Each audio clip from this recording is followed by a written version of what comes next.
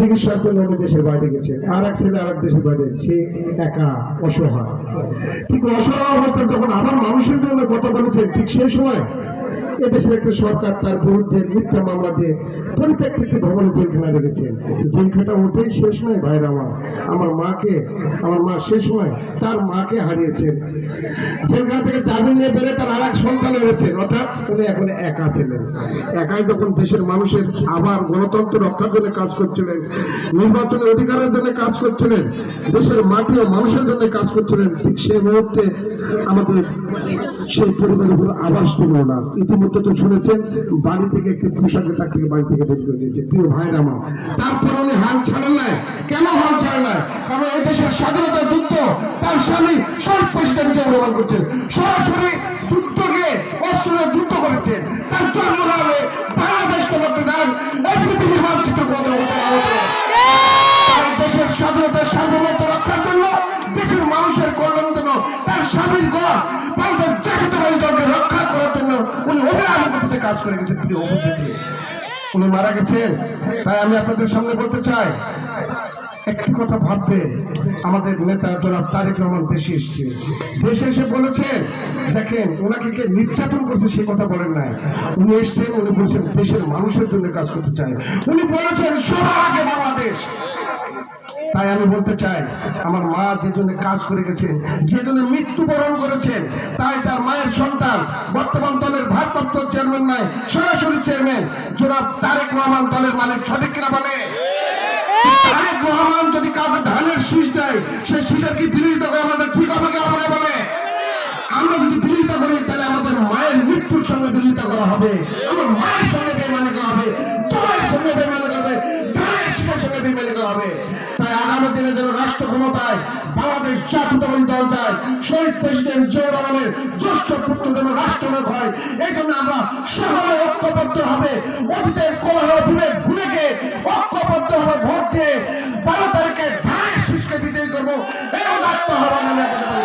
কি আপনারা ঐক্যবদ্ধ সবাই? প্রিয় উপস্থিতি, ধন্যবাদ। প্রিয় ভাইয়ের আমার, তাই আমি বলতে চাই, যুগান্তকারী সিদ্ধান্ত এসছে। আমাদের ভাগনা টুটুল বলেছে, কালাম ভাই বলেছে, মা বোনদের জন্য যুগান্তকারী সিদ্ধান্ত, ফ্যামিলি কার্ড, কৃষক ভাইদের অর্থনৈতিকভাবে স্বনির্ভর করার জন্য ফার্মার কার্ড। অনুরূপ ভাবে এই দেশে 25 কোটি বৃক্ষরোপণ করা হবে, যেন আমাদের প্রকৃতির ভারসাম্য রক্ষা হয়।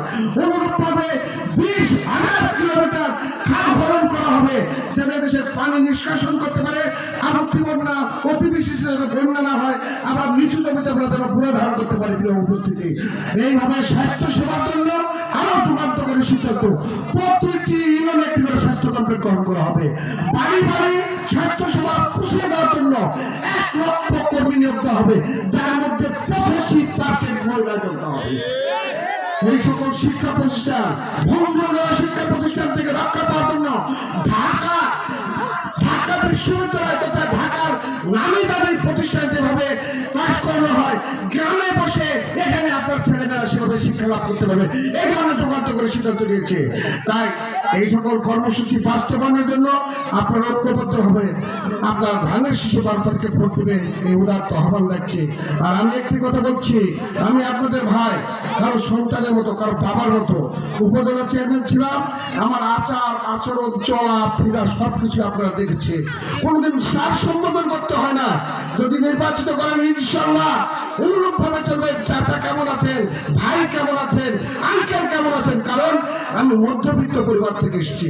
কৃষকেরা কিভাবে কাজ করে নিজে কাজ করেছি, রাখাল কিভাবে গরু চড়ায় নিজে রাখালে করেছি, অনুরূপ ভাবে লেখাপড়া শিখেছি, প্রতিষ্ঠান পেশায় শিক্ষকতা করেছি, সব বিষয়ে সরল ধারণা আছে।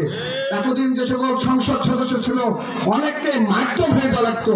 আমি ঘোষণা দিলাম, এই মোহনপুর মাঠে আপনাদের ভোটে, আপনাদের দোয়া যদি নির্বাচিত হয়, কোনোদিন কাউকে ছাড় বলতে হবে না, কোনো মাধ্যম নিয়ে কোনো কাজ আমার কাছে আসতে হবে না।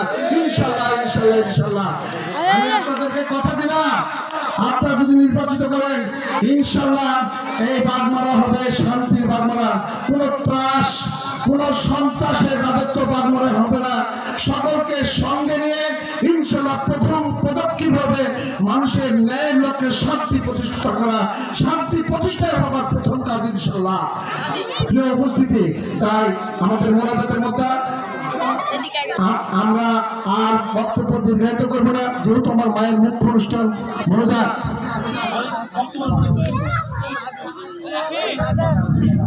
প্রিয় উপস্থিতি, আরেকটি কথা আছে, রাস্তাঘাটের গল্প ভাবেনি আমরা। বিএনপি আসে মানে রাস্তাঘাট হওয়া। তাই আমি আপনাকে বলতে চাই, আমরা সকলের ঐক্যবদ্ধ, সামনের দিনে সকলের ধানের শীষে ভোট দেব, সামনের দিনে রাষ্ট্র ক্ষমতায় বিএনপিকে দেখতে চাবো। এই উদাত্ত আহ্বান সকলের প্রতি রেখে উপস্থিত সকলের সুস্বাস্থ্য দীর্ঘায়ু কামনা করে এখানে যে সকল ব্রিজ কালভার্ট অসমাপ্ত আছে, সে সকল অসমাপ্ত ব্রিজ কালভার্ট ইনশাল্লাহ, যেহেতু আজকে হাউসে বললেন, আপনাদেরকে কথা দিলাম, যদি নির্বাচিত ইনশাল্লাহ আপনাদেরকে সঙ্গে নিয়ে এই ধরনের কোনো কাজ হলে ওই ধরনের ব্রিজ ইনশাল্লাহ হবে। আর এখানে যে সকল হাই স্কুল আছে, কোনো ভবন নাই, আমি একটু হাই স্কুলের প্রধান শিক্ষক, আমার স্যার দাওয়াত করছে, স্যার আপনি আমার জন্য কাজ করবেন, শিক্ষকের ব্যথা বেদনা কষ্ট সহ আমি বলছি ইনশাল্লাহ যদি ক্ষমতায় যায় একটি ভবন, কারণ একটি ছাত্র পাত্র পড়ানোর জন্য ভালো ভবনের দরকার, পরিবেশের দরকার, এখানে ভবনের ব্যবস্থা ইনশাল্লাহ আমরা করে দেবো, এর মধ্যে কোনো ভুল হবে না। এখানে এতিমখানা আছে, এতিমখানা উন্নয়নের চেষ্টা করবো, কারণ এখানে আমাদের এতিমেরা থাকে। পরিশেষে ধাপে ধাপে আপনাদেরকে সঙ্গে নিয়ে তৈরি করার জন্য, শক্তিশালী বিএনপি করার জন্য, শান্তির বাগমুড়া করার জন্য, শিক্ষার বাগমুড়া করার জন্য, যোগাযোগের মান উন্নত করার জন্য ইনশাল্লাহ আপনাদেরকে নিয়ে কাজ করে যাবো। এর মধ্যে কোনো ভীতি হবে না, ভুল হবে না। পরিশেষে উপস্থিত সকলের সুস্বাস্থ্য দীর্ঘ কামনা করে আমাদের প্রিয় মা মুরমা বেগম খালেদা জিয়ার আত্মার মাগফিরাত কামনা করে উপস্থিত সকলের সুস্বাস্থ্য দীর্ঘ কামনা করে আপনাদের কাছ থেকে দোয়া চেয়ে আমি আমার বক্তব্য শেষ করছি। আল্লাহ হাফেজ। বাংলাদেশ জিন্দাবাদ, বাংলাদেশ জাতীয়তাবাদী জিন্দাবাদ। শহীদ জিয়াউর রহমান মুরমা বেগম খালেদা জিয়া অমর হোক। জিন্দাবাদ। ধন্যবাদ।